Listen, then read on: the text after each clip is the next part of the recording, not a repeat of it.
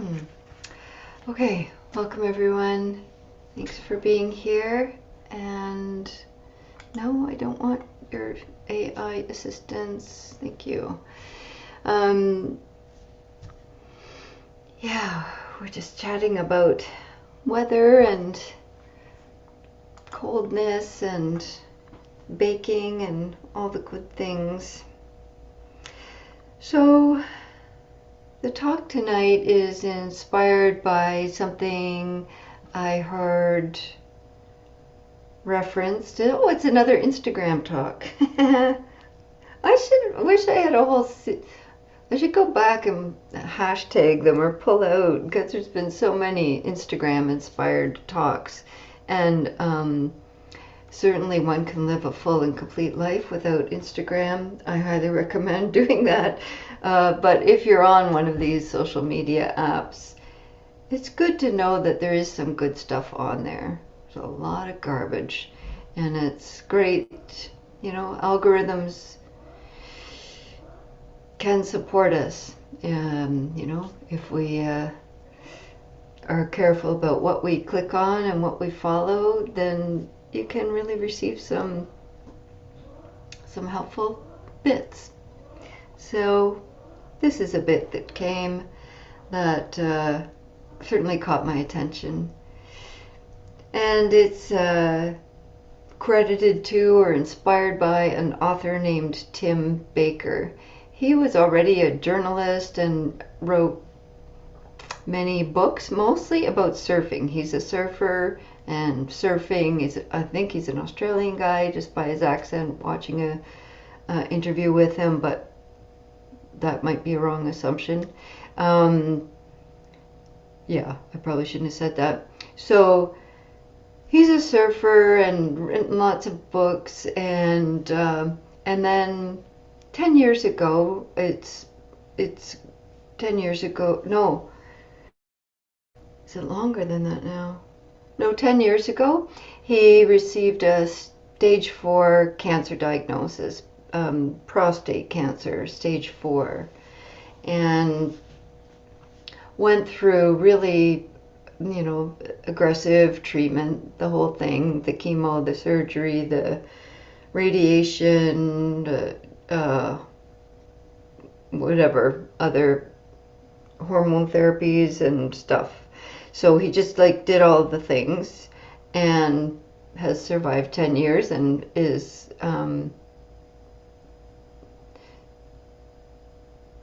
looking well, as far as I could tell from a recent interview. I don't know where he's at right now.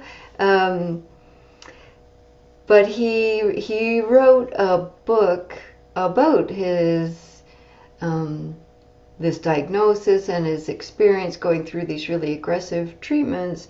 And his book is called Patting the Shark, which is a really great name. I'm sure he has some stories of his surfing life and maybe patting sharks. That's not on my to-do list in this life, but I'm happy that other people are enjoying that experience. But it really, I imagine it's about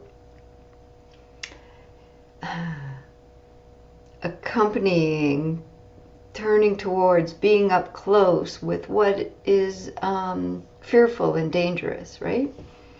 And it turns out, isn't life grand? It turns out he's a Vipassana meditation practitioner.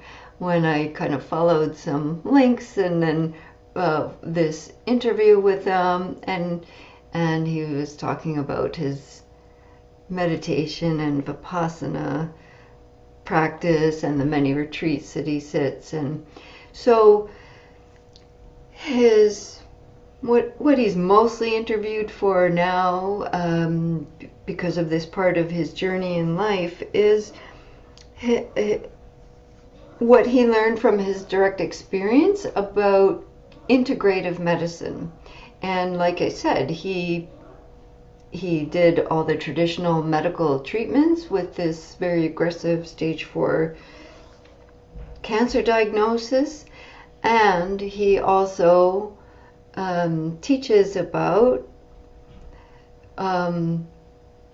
what the other supports that he feels are absolutely essential in his survival and well-being on this journey.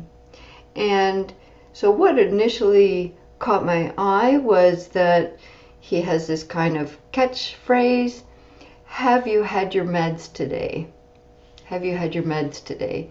And this caught my eye because myself and other friends say this to each other quite frequently, especially like when, in times of stress or change or disruption. Have you had your meds today? You know, like, did you remember to have your meds?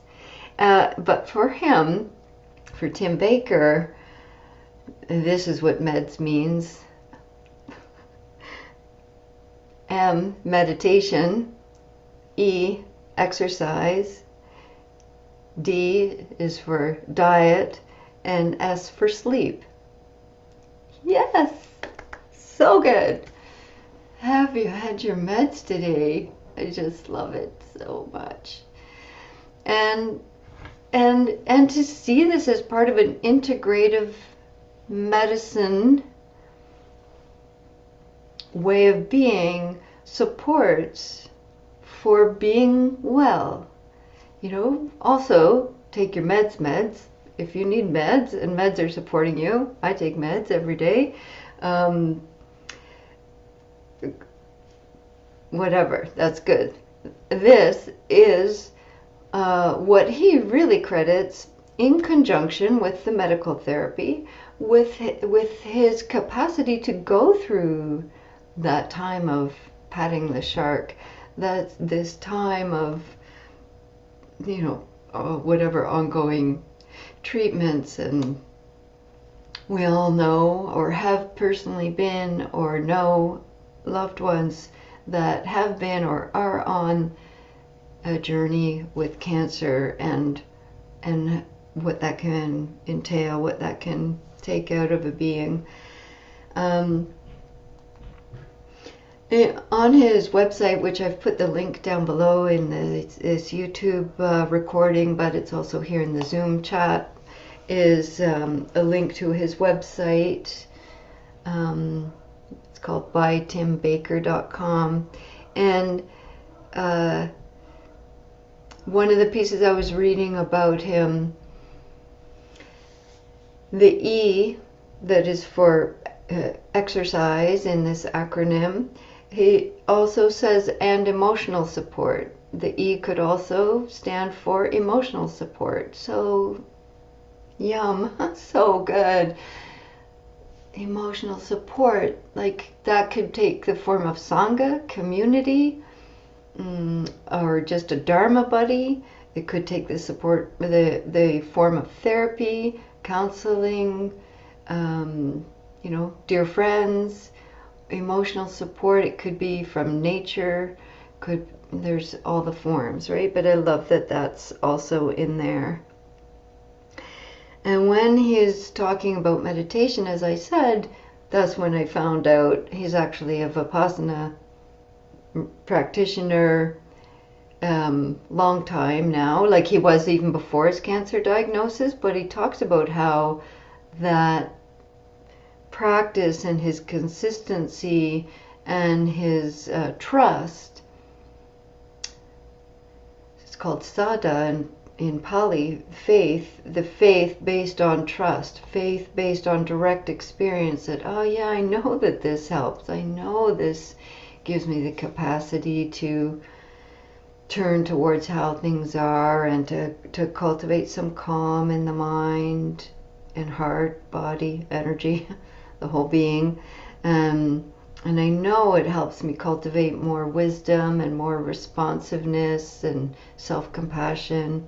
So based on what he already knew from his practice and experience, it really became a great support through, and continues to be. And you know, he talked about sitting retreats and 10-day retreats. It sounds like he's been sitting Goenka retreats probably. that's an assumption. He just said 10-day, which usually is a Goenka retreat, but not all of them are. I'm sitting a 10-day this summer that's not a Goenka retreat. But he also said, 10 minutes. Just do something a little bit. Start where you are. It doesn't, you don't need to sit for 2 hours every day. If you can, that would be great. But it's also not such a helpful place to start, I don't think. Because if we have some idea, I should sit, fill in the blank, whatever, 20 or even 30 minutes a day. I should. That would be good. If you haven't already built that in to the form of your day and the structure of your day, the odds are that initial motivation will likely wane pretty quickly. It's better, from what I've seen, to start small, even really small. Set a timer for even 5 minutes, so that when the timer goes off, you feel like, oh, I was just starting to relax. Okay, maybe 7 minutes tomorrow, or 10. And then the timer goes off at 10 minutes and you realize, oh, I was just starting to relax, actually. I was just starting to calm down and settle down. It feels a bit more presence and ease and a little less restlessness. And then that inspires you to want to sit a little bit longer next time. So this way you're building on your direct experience. You're building on what you know, not imposing an idea of what you think you should do. And this is a much stronger way to build a practice, I think. See, check for yourself. And of course, it's extremely helpful to sit with other people, whether it's on Zoom, whether it's you can find some people to sit with in your community, or sit a retreat, of course. Wonderful.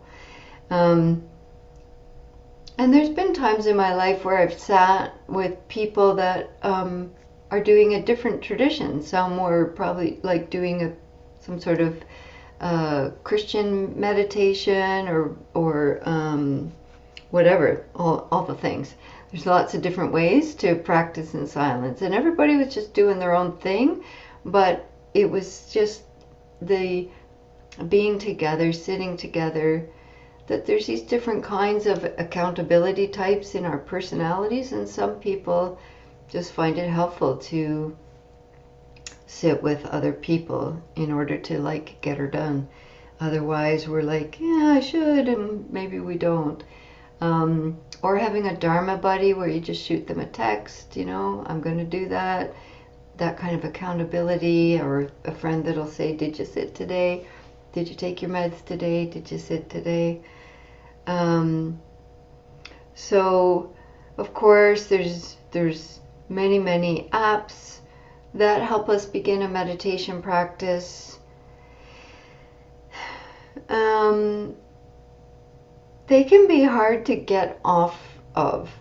When you use a meditation app and you always use a guided meditation for your practice, it can be hard then to kind of wean yourself off that guidance and to learn how to self-guide, to have your own inner voice that guides you through begin again, or a lot of sleepiness, a lot of restlessness. So if you are using guided meditations, try to use it like once a week, and then kind of remember what was helpful and guide yourself through that. So that way you have developed that inner resilience, that self-resilience, that you can do that for yourself anytime, anywhere. It's a lot more insightful to cultivate your own inner guidance. And also, most guided meditations are pretty annoying. Because they have different timing, right? Like they might say move on to something else when you're like, oh, I was just starting to feel my body, and so we really need to be able to listen to our own inner experience to guide ourselves. Yeah. I find a lot of meditations, and I'm out very kind of a little hyper aware that I do this myself when I'm guiding, because I'm aware of some people need more guidance and some less, but just saying too much, and it's so nice to be able to have more silence and more self-guidance. And that comes more on a meditation retreat. Yeah, so meditation is the first letter of Did You Take Your Meds Today? The E, exercise, was really lovely in one interview I listened with him, because it wasn't like, do this for this long, like kind of giving people some idea or story or formula of what people should do. The only guidance was just do a little bit more than what you're doing. If just walk a flight of stairs. Like I, have a little app that's like do 10 squats every day. Just small, manageable little pieces that are more than where you're currently at. That's exercise. That's one way to approach exercise. It's just a little bit more than what you're currently doing. Getting up and down more often, or doing, a bit of this, bit of that.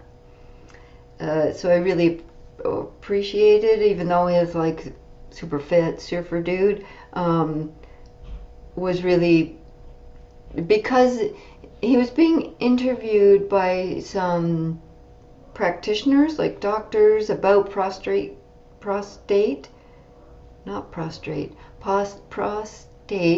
cancer. And they were saying a lot of people feel like they, like just the word exercise, that they can't do that because they're like whatever age and whatever level of fitness, and they're like, yeah, that's not happening for me at this point in my life. And they're like, yeah, really, it's essential. And as a cancer, they were talking about people in treatment, but as a preventative, like to just do a little bit more than what you're currently doing is great. And then this E of emotional support, we were chatting about that a bit already, of what that could look like. And this have you had your meds today? The D, he talked about his diet. And again, he's like, it sounds like he talked about himself eating a plant-based diet, but he was really like nutrition. What's nutritious for your body, and not imposing I should or I shouldn't do, fill in all the blanks, but really paying attention to, is my body receiving nutrition? Am I supporting and befriending and caring for this thing, this vehicle, this, there was this science person talking about this bag of carbon. That's good. Anyways, you had to be there. Oh dear. So diet. And then the S for sleep. And they were saying, what are your sleep tips? And sleep is so important, and it's so hard when you're going through this to get good quality sleep. And he was pointing out like how the rest of the meds acronym supported his sleep. How meditation and exercise and good nutrition, he found when he's taking those meds, the sleep arose pretty naturally and easily for him, and that he also said that, like, even before where he was having I can't remember exactly what he said, but something like, you know, an MRI the next day or something, like some big test, or what did he say? Did he say chemo? No, he said like some test, one of those, something. He said, when I'm having that the next day, even then I sleep well, because, and he was attributing that to meditation and exercise and diet. Yeah. And when I heard this, you know, have you had your meds today? And this acronym he's using of meditation, exercise, and emotional support, healthy diet, and sleep, it reminded me of the Buddha's teaching of the requisites, sometimes called the prerequisites, but it's really, they're called the four requisites. And they're the four requisites for sustaining life, but also for sustaining a life of practice. The four requisites for supporting our heart, body, mind with energy, so that we can continue practicing and continue this training of the mind. And the four requisites that are listed in several suttas are food, which is healthy food, nurturing food, and enough food, not an overabundance of food, but eating what we need to sustain the body to practice, to energize the body. And the second requisite is clothing. So in the suttas, you know, it talks about to protect us from gadflies and creepy crawlies or something about, like, yeah, it's basically to protect one who's practicing in the forest from the critters and from the weather. And for a monastic, it would be their robes. And the third requisite is shelter. Again, protection from harm and from the elements, so that one can practice. And the fourth requisite is medicine. What? Back to meds? How'd that happen? Medicine, and the, you know, medical support or whatever, so that if we're beset with illness, we need the medicine to heal, so that we can continue practicing. Yeah, meds.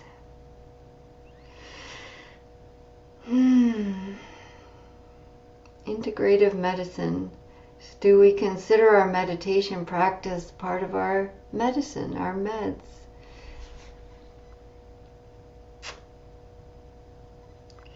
I sure hope so. So,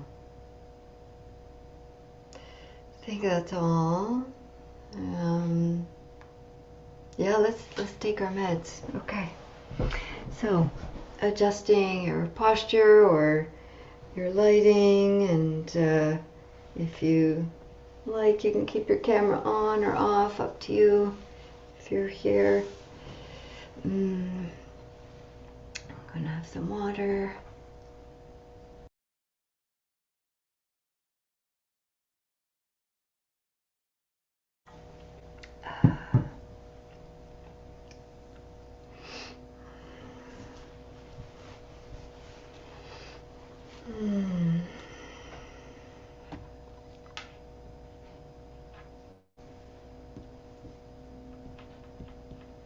All right.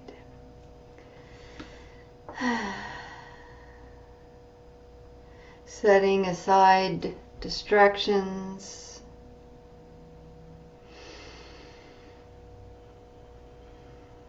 Seeing if you need any other movements or stretches or touch.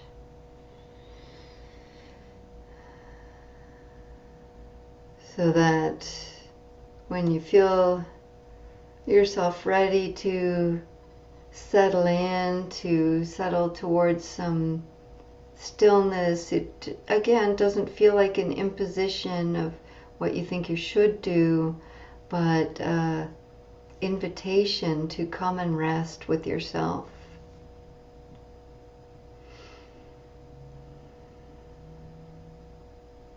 Meet yourself.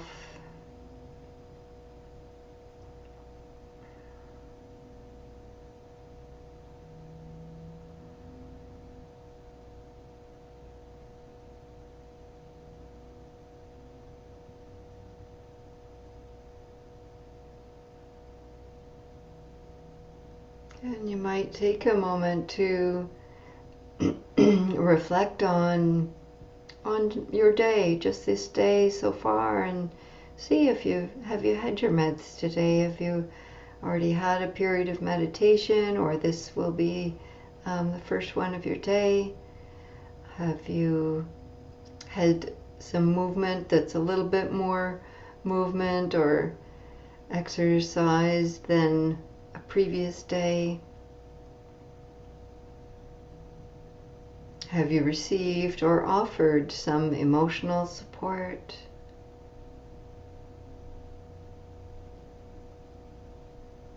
And have you nurtured your dear body with as much healthy food as is available to you?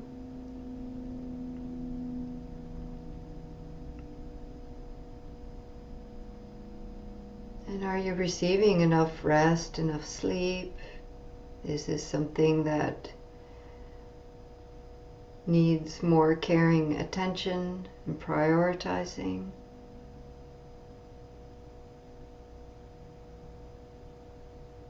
So that's just a few moments of checking in with ourselves thus far today.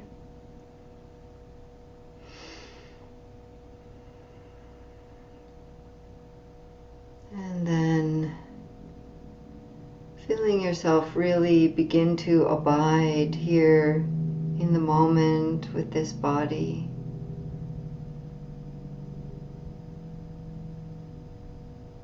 This body that's moved and been nurtured and rested.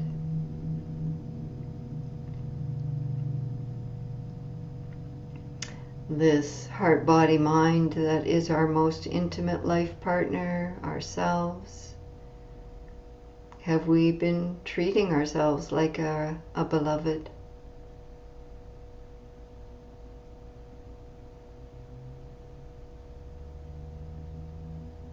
As we would encourage a loved one to take their meds, have we been doing that for ourselves?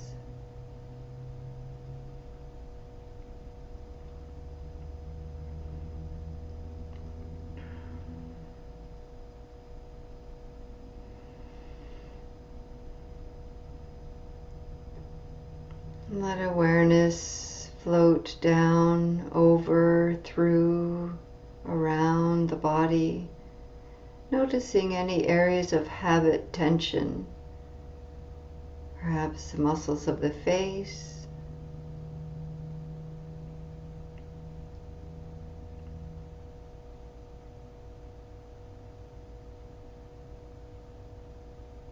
and just feel what happens with these tensions when they're just met with the light of awareness and care. Maybe a bit of softening or letting go or space happens with that tension.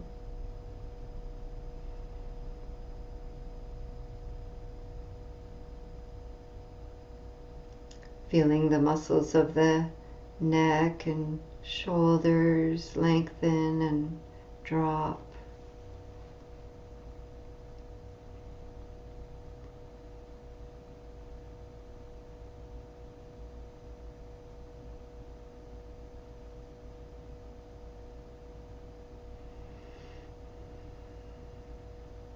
Seeing if there's tension held in the ribs, the lungs, the chest, belly. Is it helpful to take a few slightly deeper breaths?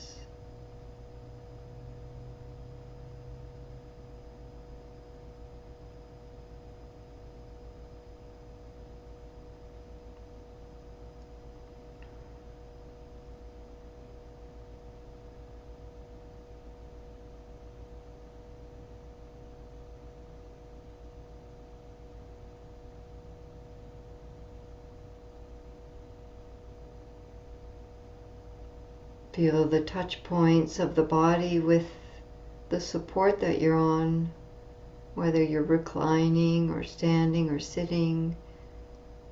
Notice where the body is touching supports or ground.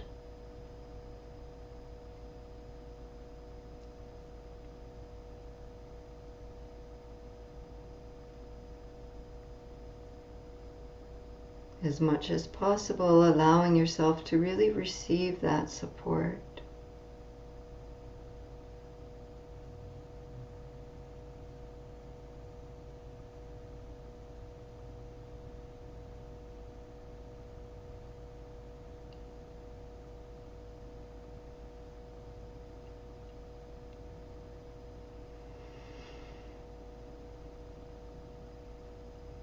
And as we're just beginning to relax and settle and ground, we also draw in and up the wakeful, energizing aspects of our sila, our ethics.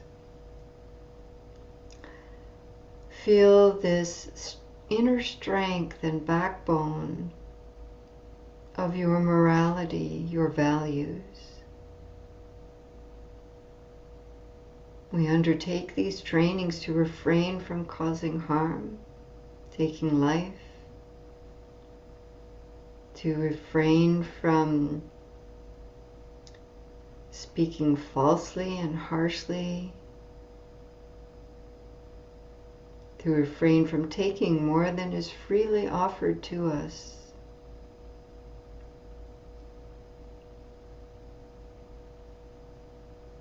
Every day we train to refrain from causing harm with our sense doors, our sensuality and our sexuality.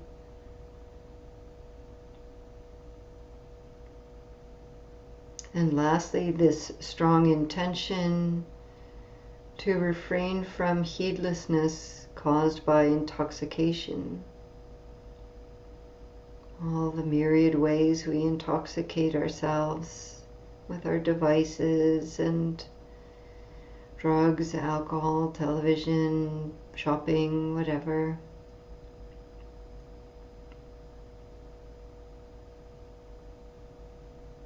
All the ways that we tune out.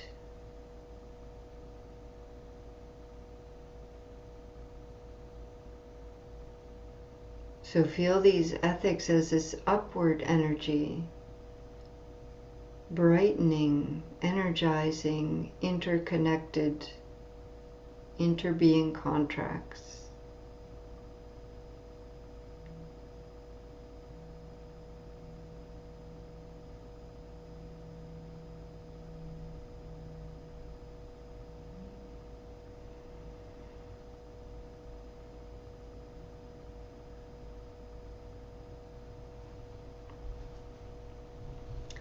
And then just to point out, as we were talking about earlier, of starting or practicing a home meditation practice, that it takes this long at least just to arrive with yourself. So this is a 10-minute mark here, and we've barely begun. And so it's good to feel that for yourself. Just start small. And when the timer rings at 10 minutes, you could feel like, oh, I was just starting to relax. And then you feel that inner calling to just lengthen it a little bit each time.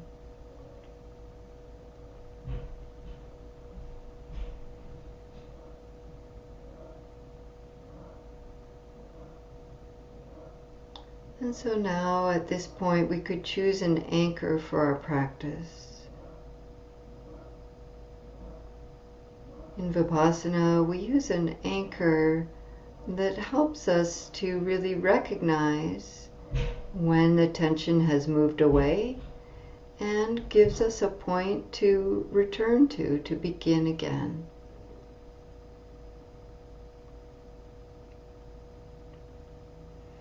Many people find the sensation of the breath is a helpful anchor, and a good number of folks find it's not a helpful anchor.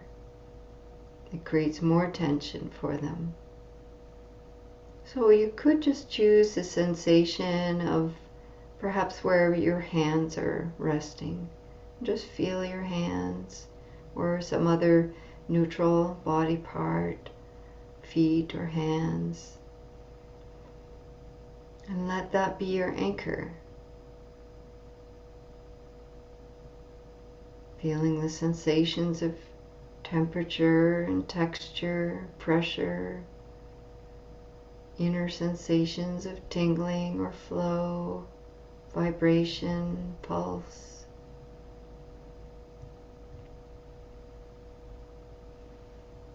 Or if you're used to using breath as an anchor or want to explore that,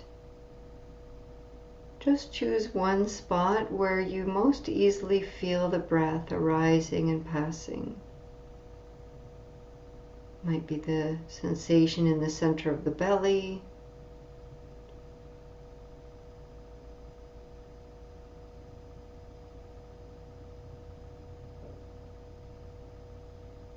some people use center of the chest or the nostrils. So let's all just choose one anchor now that we'll continue with it for this period. Hand sensation or breath, or something else if you like.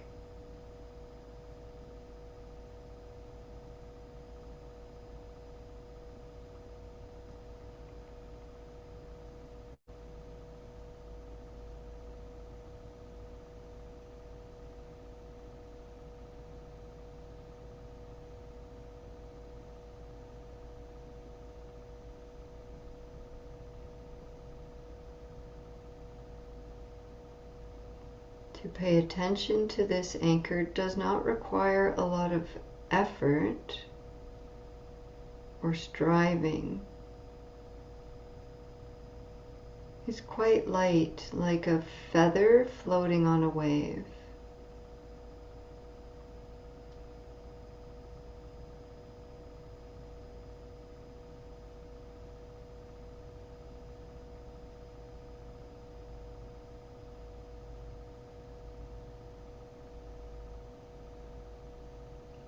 But it does require quite a bit of brightness and curiosity.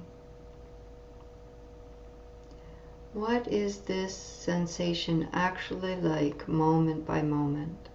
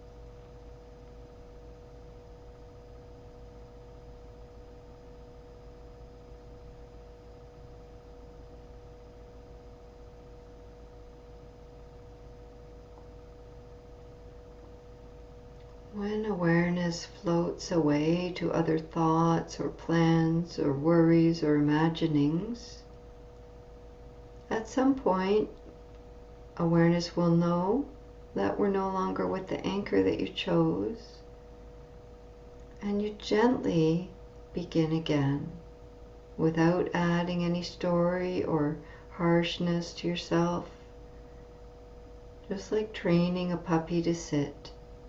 Gently begin again.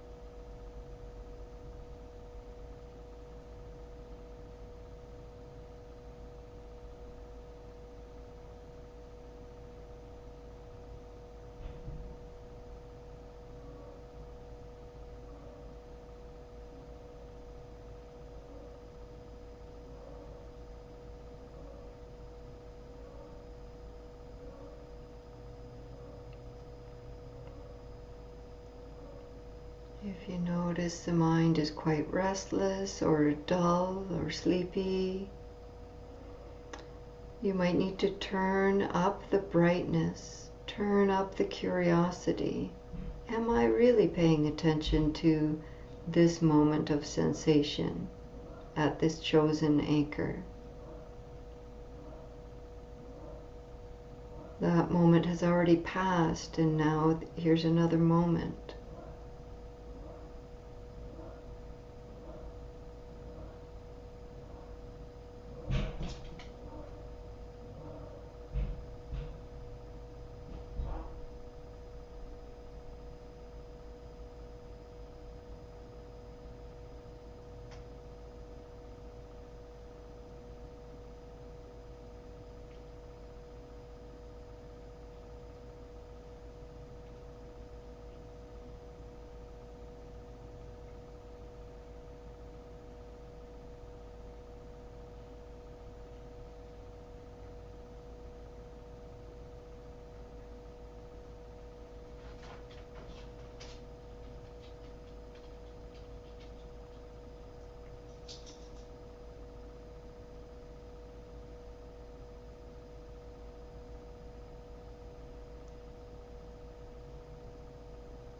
And as we were talking about earlier, if one were trying to guide themselves and starting or being continuous with a home practice, just to note this is around the 20-minute mark now. And you might notice you're actually just starting to be a little bit more consistent with the anchor you chose.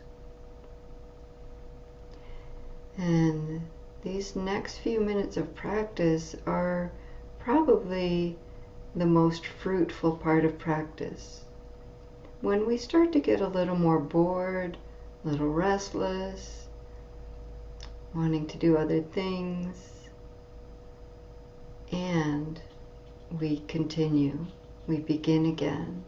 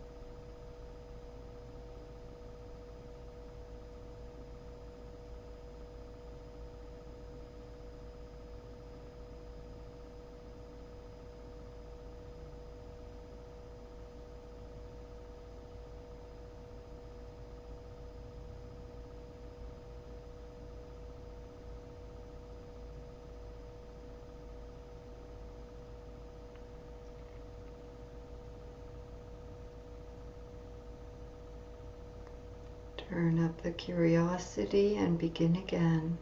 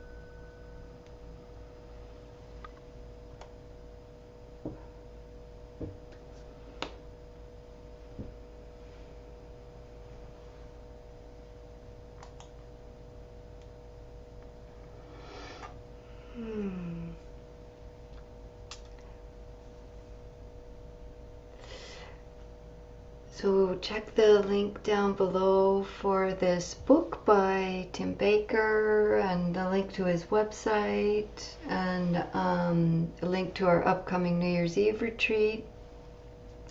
And I'm also noticing, like, usually I turn on original sound for musicians to ring the bell and turn it off when we're just doing the talk, but it's not letting me do that. So just want to apologize if the sound was like harsh, because usually Zoom filters that out and it's not giving me that option right now. So just want to, I don't know how it was for you, but hopefully it wasn't too jarring. Yeah, so thanks for practicing, and make sure you take your meds, and I will too. Thanks for practicing with us.